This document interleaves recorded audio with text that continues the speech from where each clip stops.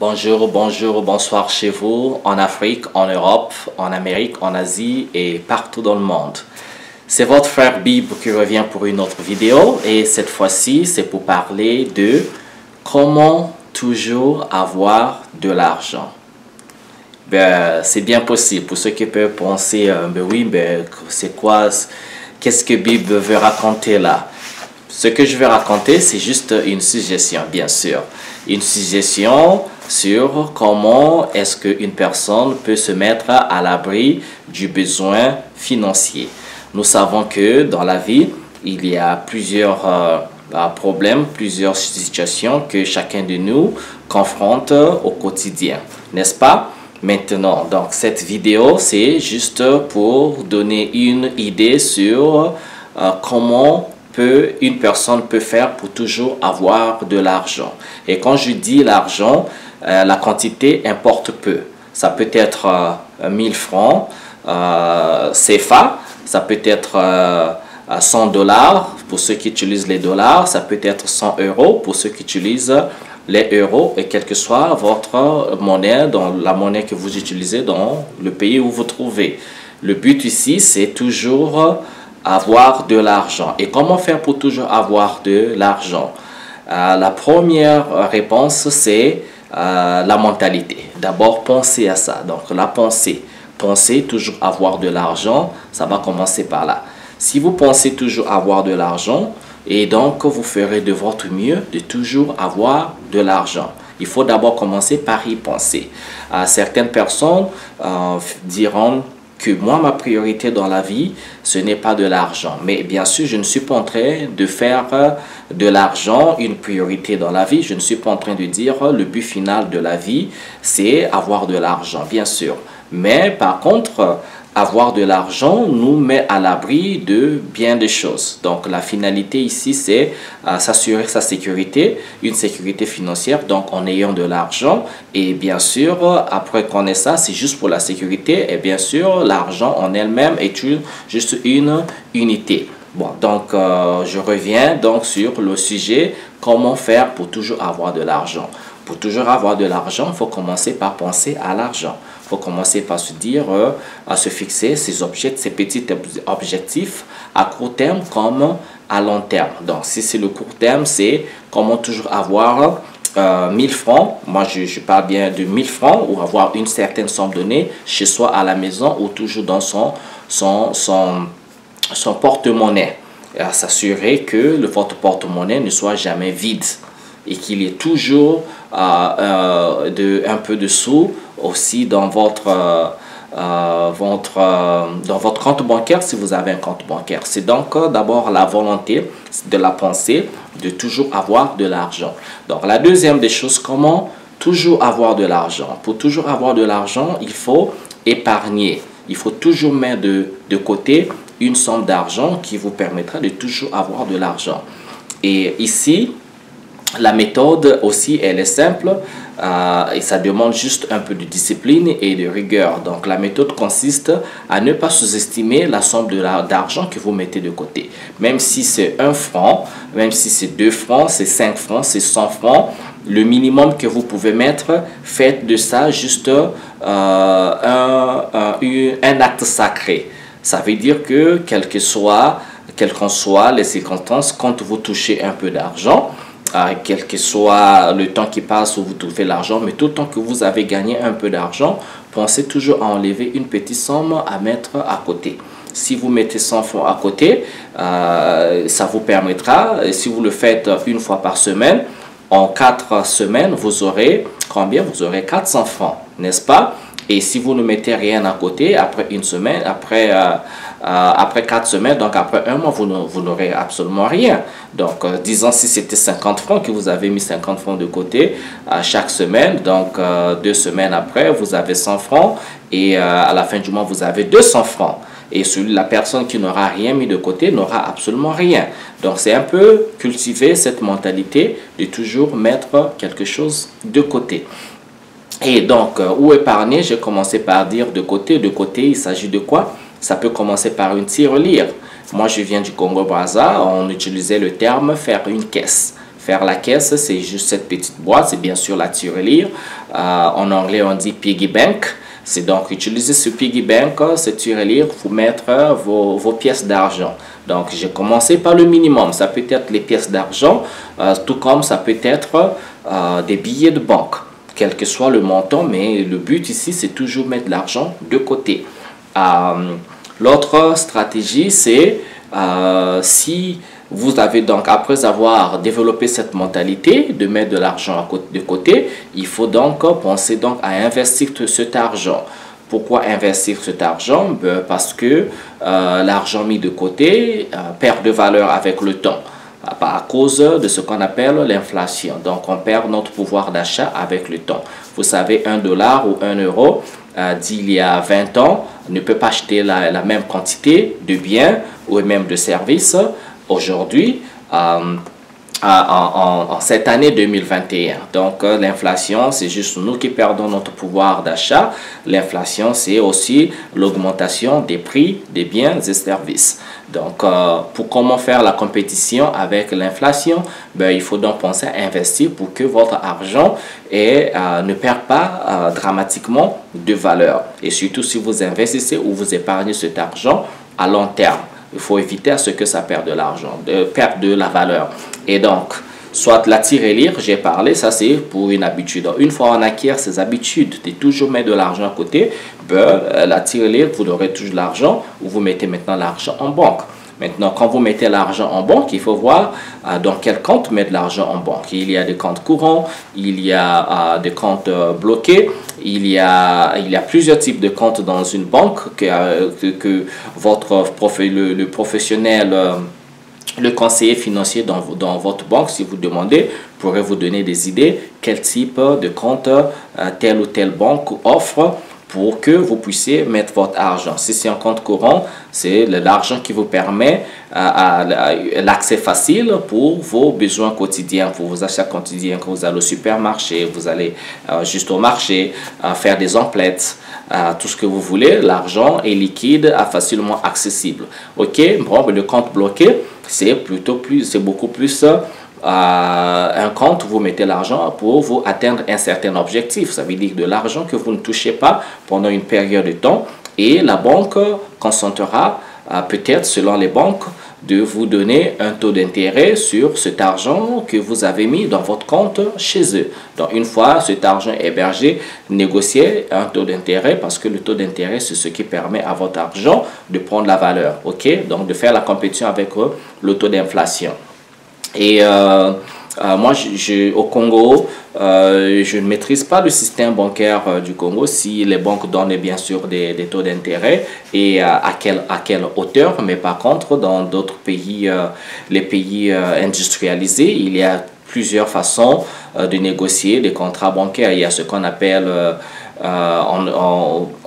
des États-Unis par exemple, le CD. Le CD, c'est un certificate de deposit.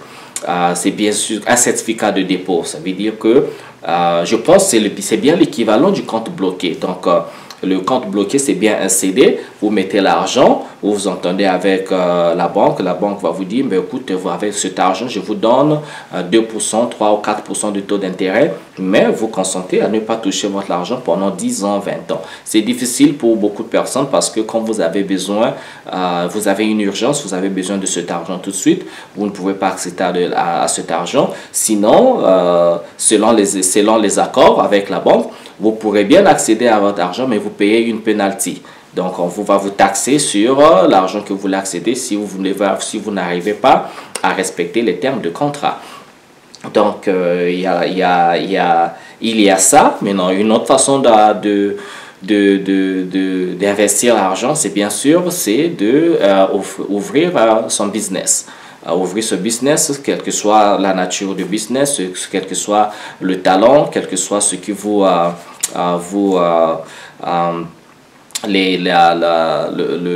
ce qui vous tient à cœur. Ça peut être vendre du pain, ça peut être ouvrir sa boîte de cordonnerie à côté, une maison de couture, ça peut être voilà, ouvrir un restaurant, un café, Il y a comme ça, plein d'idées, il faut être un peu créateur. Donc, ces idées, quand vous investissez, vous n'êtes pas vous obligé d'être là. Vous pouvez louer la compétence de quelqu'un. Si vous êtes juste le financier, vous êtes donc la personne qui emmène le capital, et avec ce capital, bon, vous faites votre plan, bien sûr, vous faites votre plan d'affaires pour minimiser les risques d'investir dans une entreprise que vous allez ouvrir. Donc, faites vos études de marché et autres. Vous savez, en investissant, bon, vous pourrez avoir de tels bénéfices, aussi une façon de multiplier votre argent. C'est toujours avoir aussi cet esprit entrepreneurial.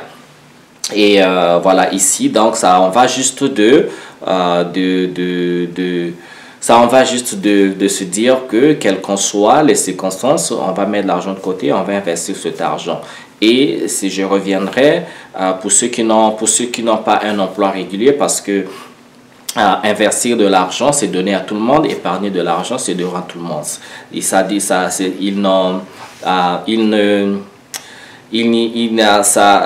n'a aucune importance le métier que vous faites et ou la somme d'argent que vous gagnez. Parce que vous pouvez avoir un salaire d'1 million, de 2 millions, de 10 millions par année, par exemple. Mais si vous dépensez tout ce que vous gagnez, ben, à la fin, vous n'avez rien. Vous êtes toujours pauvre. Parce que ce qui compte le plus, c'est ce que vous gardez et non ce que vous gagnez. Vous pouvez gagner des millions, des milliards, mais si chaque année, vos factures de maison, de tout ce que vous faites, dilapident tout votre gain, à la fin, vous êtes toujours zéro. Donc, pour éviter d'être zéro, quel que soit le salaire que vous gagnez, celui qui est cordonnier à côté ou celui qui fait un métier dont la société aime dégrader, si la personne a épargné 1000 francs à la fin de l'année et que vous, avec votre salaire d'1 million par mois, vous n'avez pas à épargner, la personne qui a épargné est plus que vous. Donc, c'est un peu ça. Et la personne qui a investi, qui trouve un moyen donc de multiplier cet argent, et bien sûr, devient la personne qui gagne. Donc, il y a quoi d'autre? Dans l'investissement, dans nos pays, pays africains, donc il faut juste trouver des astuces comme ça. Il y a plein de choses. Le but ici, c'est toujours avoir une entrée d'argent. Il faut toujours investir dans quelque chose qui vous donne de l'argent. Ce qui fait que vous créez un cash flow.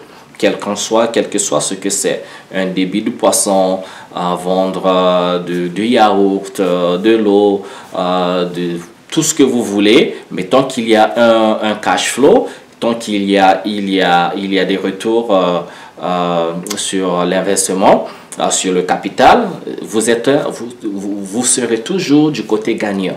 Donc, il y a quoi d'autre?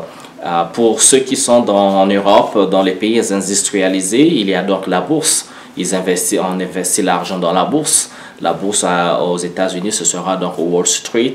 La bourse, c'est juste constitué de plusieurs compagnies dont on suit les activités et les gens peuvent acheter des parts de ces compagnies qu'on appelle en anglais un peu les shares. Donc, tu deviens un peu propriétaire de la compagnie par rapport au pourcentage d'argent que tu investis. Ça peut être 0,01% selon la quantité d'argent, des parts que tu achètes dans cette compagnie et tu reçois des dividendes quand la compagnie fait bien, quand la compagnie ne fait pas bien. Mais bien sûr, comme vous connaissez, la bourse, ça monte, ça descend. Donc, il y a des chutes. Quand il y a chute de la bourse, vous perdez. Et quand il y a hausse de cours de la bourse, donc vous gagnez de l'argent. C'est bon, il y a des risques impliqués, bien sûr. Vous pouvez être très gagnant, tout comme vous pouvez être perdant. Donc, c'est ça la bourse. Mais bien sûr, par contre, quand vous êtes gagnant, mais vous êtes vraiment gagnant quand une bourse fait 30% de taux d'intérêt, parce que la bourse vous donne, l'avantage avec la bourse, ça peut vous donner des taux d'intérêt qu'aucune banque ne va vous donner. La plupart des banques, surtout les banques majeures, les banques vous donnent 0,01% de taux d'intérêt. Il n'y a pas grand-chose que les banques vous donnent. Par contre, en bourse, vous pouvez gagner plus. Et il y a quoi d'autre? Il faut penser aussi aux assurances. Les assurances ne sont pas ce que beaucoup de gens pensent que c'est. Bon, je sais qu'au Congo, on n'a pas ce type d'assurance qui vous donne ce qu'on appelle cash value. Ça veut dire qu'il y a il y a une composante dans votre assurance qui vous donne ce qu'on appelle ici cash value. Cash value, c'est donc une partie, cette composante de votre assurance qui est donc investie en bourse, qui permet de tirer des dividendes. Et donc l'autre partie, c'est cette partie traditionnelle, l'assurance, qui consiste donc à transférer le risque. Donc vous payez chaque fin du mois, vous mettez de côté votre contribution de chaque fin du mois, et en retour, le contrat stipule que si c'est une assurance vie par exemple, le contrat stipule que le jour que vous passez de vie à trépas, et donc ceux qui sont bénéficiaires prendront donc recevront donc un chèque par rapport au montant de la valeur de l'assurance. Et donc voilà, donc c'est ça. Mais si vous vivez dans un pays qui n'offre pas ce genre d'assurance là, ben, dans ce cas, bon, il n'y a pas ça. Vous pouvez toujours l'avoir, parce que dans la vie, il faut toujours se protéger des risques, ok, n'est-ce pas? Et l'assurance, n'est pas seulement une assurance vie, l'assurance maladie, l'assurance plein de choses. Assurer votre maison, vous pouvez faire l'assurance pour les études de vos enfants. Ça veut dire vous transférez des risques et vous avez une compagnie qui peut s'en charger. Si vous êtes bien sûr dans un pays où la politique est stable, l'économie est stable, ça marche bien. Mais par contre, si vous êtes dans un pays où c'est pas stable, parce que on craint toujours que bon, il va y avoir une instabilité politique, les choses vont changer, l'administration va changer, ou les compagnies peuvent fermer quand la compagnie n'a pas prouvé l'existence et une activité ferme pendant ne fût-ce que 50 ans. Alors c'est des risques à prendre. Donc il faut regarder tout ça selon le pays dans lequel vous êtes. Ok, voilà, je pense que c'était ça. Je reviens encore, sur cette question que j'ai posée au départ, comment toujours avoir de l'argent? Comment toujours avoir de l'argent? Ben, il faut épargner. Et ici, certains vont me dire, ben, mais comment peut-on épargner quand on n'a pas d'argent, quand on n'a pas de travail? Mais je dis encore, il faut toujours, même quand on n'a pas d'argent, on n'a pas de travail, il faut d'abord commencer à avoir ces idées dans la tête. Quand vous avez votre mentalité calée sur ça, le jour que vous aurez l'argent, quelle que soit la quantité d'argent que vous aurez, enlevez toujours, très très très important, enlevez toujours quelque chose à mettre de côté. Pourquoi? Eh bien, je l'ai dit au départ, c'est ici ce que j'ai peut-être pas mentionné, c'est cultiver des habitudes. On cultive juste des habitudes d'épargne, on cultive des habitudes de penser à l'argent comme, pas forcément comme la chose la plus importante dans la vie, mais juste comme un outil qui va vous mettre à l'abri du besoin. Et je pense que c'est très important.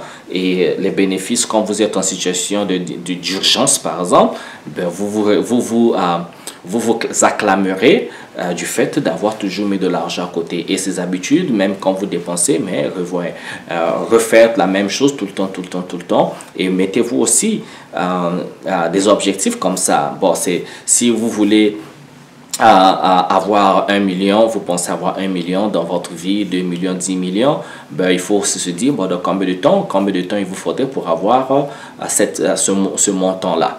Donc, vous faites vous faites la mathématique. Prenez juste votre calculatrice. Vous dites, si vous épargnez 1000 francs par mois, en 12 mois, vous aurez donc 12 000 francs. Et combien de temps vous prendrez-il pour avoir 1 million? Vous faites les mathématiques. Bon, si ça vous prend 10 ans, est-ce que vous attendez 10 ans pour avoir 1 million? Si ce n'est pas le cas, bon, peut-être vous allez épargner un peu plus, augmenter la somme à 2000 francs d'épargne. Ça vous prendra donc 5 ans. Ce n'est qu'un exemple. Bien sûr, je ne dis pas que si ça prenait votre calculatrice, ce n'est qu'un exemple. Si ça prenait 10 ans, vous augmentez l'épargne, ça prendrait 5 ans. Si vous triplez, faites les calculateurs, faites les maths. Donc, c'est ça. Cultivons cette habitude-là. Voilà, je pense que c'était tout pour aujourd'hui. Merci de m'avoir écouté. Faisons des efforts quand on peut pour se garantir, se mettre à l'abri financier. Mais cultivons ces habitudes-là. Épargner, sauvegardons le fruit de notre dur labeur. Merci. Si vous avez des commentaires, laissez un commentaire, souscrivez-vous à ma chaîne en Afrique et ailleurs. Je reviendrai avec plusieurs vidéos, je parlerai, et au même su, il y aura des initiatives dans les vidéos qui viendront. Et je reviendrai bien sûr sur ce sujet avec beaucoup plus de breakdown et des exemples particuliers, des gens qui ont pu épargner, des exemples comment ils ont pu, leur processus a été comment, parce que plus vous allez entendre des exemples des gens qui ont réussi, comment les témoignages. Je pense que ça peut aider tout un chacun à développer ses habitudes. Merci beaucoup. Je vous souhaite bien le bonheur chez vous. On se retrouve à la prochaine vidéo. Merci. Au revoir.